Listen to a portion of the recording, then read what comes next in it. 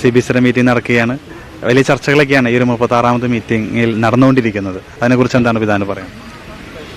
36ാമത്തെ ഈ മീറ്റിംഗിൽ ഈ അസംബ്ലിയിൽ വളരെ പ്രധാനപ്പെട്ട ഒരു വിഷയമായിരുന്നു നമ്മുടെ ഇന്നത്തെ ഈ രാജ്യത്ത്, നമ്മുടെ മാതൃ രാജ്യത്ത് ഇന്ന് സഭയും സമൂഹവും അനുഭവിക്കുന്ന പ്രയാസങ്ങളും പ്രതിസന്ധികളുമാണ് വിഷയമായിട്ട് നമ്മൾ ഏറ്റവും കൂടുതൽ ചർച്ച ചെയ്തത്.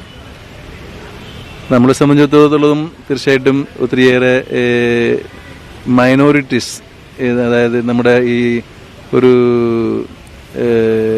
നമ്മുടെ മാതൃരാജ്യം എന്ന് പറയുന്നത് പല മതങ്ങളും പല സംസ്കാരങ്ങളൊക്കെ ഉൾപ്പെട്ടതാണ്. പക്ഷെ ഇന്ന് നമ്മുടെ മൈനോറിറ്റീസ് വിഭാഗങ്ങൾ ഒത്തിരിയേറെ യാതനകൾ അനുഭവിക്കുന്നതായിട്ട് നമ്മൾ മനസ്സിലാക്കുന്നു. ഇറ്റ് ഈസ് നമുക്കെല്ലാവർക്കും അറിയാവുന്ന ഒരു ഫാക്ടറും കൂടിയാണ്. പക്ഷെ ആ ഒരു സാഹചര്യത്തിൽ നമുക്ക് എങ്ങനെ ഈ രാജ്യത്തോട് ചേർന്ന് നിൽക്കാനും നമ്മുടെ ഒരു തനതായ ക്രൈസ്തവ സംഭാവന നമുക്ക് നൽകാനും സാധിക്കും എന്നുള്ളതായിരുന്നു ഒരു കാര്യം. നമ്മൾ ഇന്ന് നിലനിൽക്കുന്ന കോൺസ്റ്റിറ്റ്യൂഷൻ, ഭരണഘടന വിഭാവന ചെയ്യുന്ന നന്മകൾ ഒത്തിരിയുണ്ട്. ആ ഭരണഘടനയെ പോലും ഇന്ന് പലപ്പോഴും കീറി മുറിക്കുവാനുള്ള ഒരു ശ്രമമാണ് നടന്നുകൊണ്ടിരിക്കുന്നത്.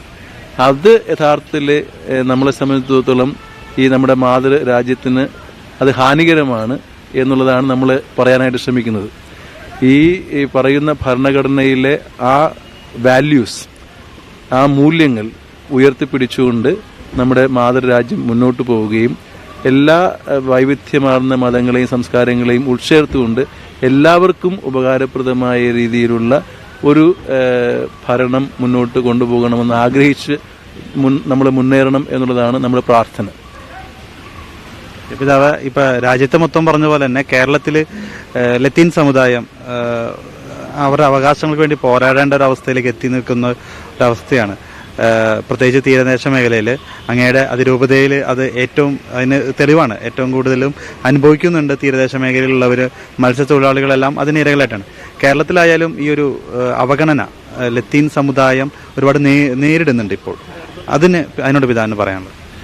തീർച്ചയായിട്ടും ഇത് ഈ പറയുന്നത് പോലെ ഇന്നത്തെ ഒരു സാഹചര്യം നമ്മൾ മനസ്സിലാക്കുകയാണെങ്കിൽ കേന്ദ്ര ഭരണമായിരുന്നാലും നമ്മുടെ സംസ്ഥാന ഭരണമായിരുന്നാലും ഇന്ന് വാസ്തവത്തിൽ ജനങ്ങളുടെ കൺസേൺസ്, അവരുടെ പ്രയാസങ്ങൾ, അവരുടെ ഈ കാര്യങ്ങൾ ആണോ അതോ കോർപ്പറേറ്റുകളെ ആണോ യഥാർത്ഥത്തിൽ വളർത്തുന്നത് എന്നുള്ള ഒരു ചോദ്യം തീർച്ചയായിട്ടും അവശേഷിക്കുന്നുണ്ട്.